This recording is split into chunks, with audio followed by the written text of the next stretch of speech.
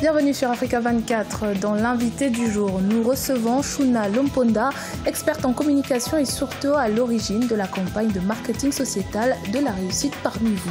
Un mouvement qu'elle a initié notamment pour lutter contre les clichés et la discrimination des minorités. Bienvenue Madame Lomponda et merci d'avoir accepté notre invitation. C'est moi qui vous remercie. Alors pourquoi de la réussite parmi vous? Qu'est-ce qui a créé le déclic qui a suscité cette campagne?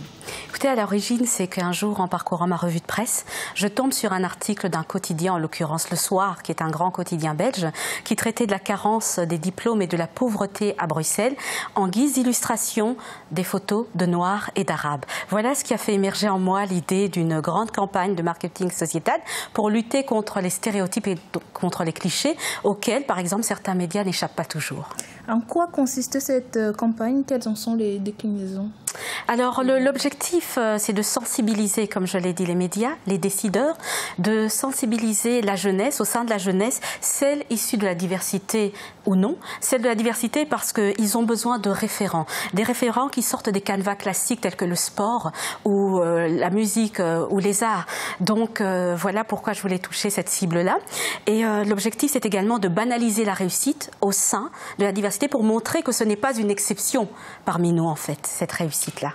Alors, quel changement avez-vous remarqué depuis que vous avez initié ce mouvement, s'il y en a? Alors, comme toute campagne de sensibilisation, il est un petit peu tôt pour se prononcer maintenant. Elle va agir dans la durée, il faut qu'elle touche. On l'a déclinée en affichage partout. Dans Bruxelles, il y a plus de 200 affiches de grands panneaux de 4 mètres, de 2 mètres dans Bruxelles avec l'hashtag de la réussite parmi vous et qui présente ces 18 profils. Parce que nous voulons, c'est une campagne qui se veut inspirante, inspirée par le nombre, banaliser la réussite comme je le dis, parce qu'au-delà d'une campagne de marketing sociétal, c'est toute une équipe qui a été mobilisée, c'est des expertises parmi les minorités qui ont été mobilisées, c'est de montrer qu'elles sont là, qu'il suffit de les mettre en lumière pour pouvoir le réaliser. Justement, concernant les 18 profils dont vous parlez, comment est-ce que vous les avez choisis? Alors nous avons, voilà, je les ai sélectionnés donc avec l'ASBL qui porte également ce projet Success Diverse Story. Il y a eu un critère parité genre homme-femme, critère de représentativité des origines, critères de disponibilité et critères de parcours et de profil que nous voulions inspirants. En dehors de la SBF dont vous parlez, est-ce que vous bénéficiez de l'appui d'autres acteurs institutionnels, justement? Alors, on a eu, pour pouvoir faire un démarrage, parce qu'on a démarré en force avec cette campagne d'affichage, avec un site web qui est déjà actif, on a eu des appuis, des soutiens au niveau de subsides étatiques, au niveau de la Belgique, mais c'est une grosse campagne et qui se veut pérenne, qui veut agir sur un an. Il y a également 18 capsules vidéo qui vont circuler et nous sommes encore aussi en recherche de financement. Alors, vous êtes également porte-parole du musée juif de Belgique depuis 2011 et vous avez sans conteste contribué à l'ouverture et à la visibilité de cette institution. Comment cette initiative est née chez vous?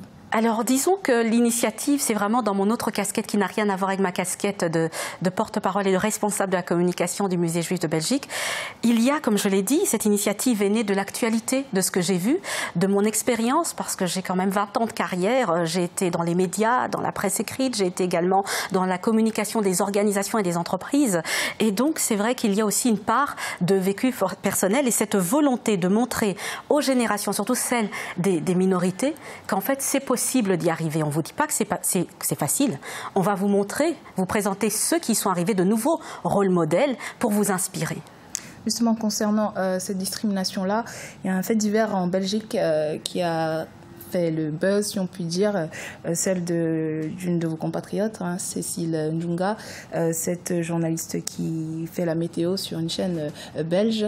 Qu'est-ce que vous avez ressenti en fait par rapport à ce cri, ce coup de gueule? Écoutez, ce que j'ai ressenti déjà, c'est que Cécile Njunga n'est pas la seule. Il y en a des milliers qui vivent ça. C'est très bien qu'une personne qui ait de la notoriété le dise. Maintenant, je ne voudrais pas qu'on tombe dans un autre écueil, celui de réaliser ce problème-là que parce qu'il y a quelqu'un qui a une notoriété qui en parle. Nous travaillons sur ces questions-là déjà depuis 2017, parce que pour mobiliser une équipe et 18 profils, c'est pas en quelques mois qu'on peut le faire. Donc c'est des questions sur lesquelles on travaille déjà, parce qu'il y avait déjà une volonté de vouloir changer les perceptions. Parce que quand on parle de racisme, au fond, on parle de changer les perceptions. justement concernant les perceptions. C'est un peu différent en Europe, on va dire, pour les diasporas, les immigrés. C'est pas pareil comme aux États-Unis où ils ont le droit d'avoir cette dualité-là, si on peut dire, de revendiquer leurs origines. On va voir la Saint Patrick's Day, le Nouvel An chinois. En Europe, c'est difficile de se dire « oui, je suis belge ou français, mais je suis également congolais ou ivoirien ». Est-ce que votre campagne, justement, va tacler ce problème-là? Accepter cette dualité sans que ce ne soit un frein, que ce ne soit comme si on reniait, on va dire, la patrie qui vous a accueilli?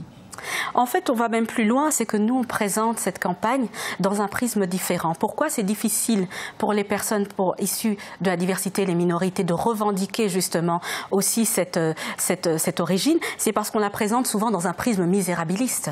Donc, je dirais, la nouveauté dans ce genre de campagne, c'est qu'on la présente justement par le prisme du glamour, la photo de la campagne, le cœur de cette affiche qui se veut différente. On propose des profils de réussite pour changer aussi ces narratifs-là et pour que les personnes issues de la diversité puissent être maintenant fières aussi de cette origine tout en étant fières de la patrie dans laquelle ils vivent et pour lesquels ils sont aujourd'hui des ressortissants et à part entière. Merci Shuna Lomponda d'avoir répondu à nos questions. C'est moi qui vous remercie. Merci également à vous, chers téléspectateurs, pour votre fidélité. Restez sur Africa 24. Dans un instant, une nouvelle édition de l'actualité.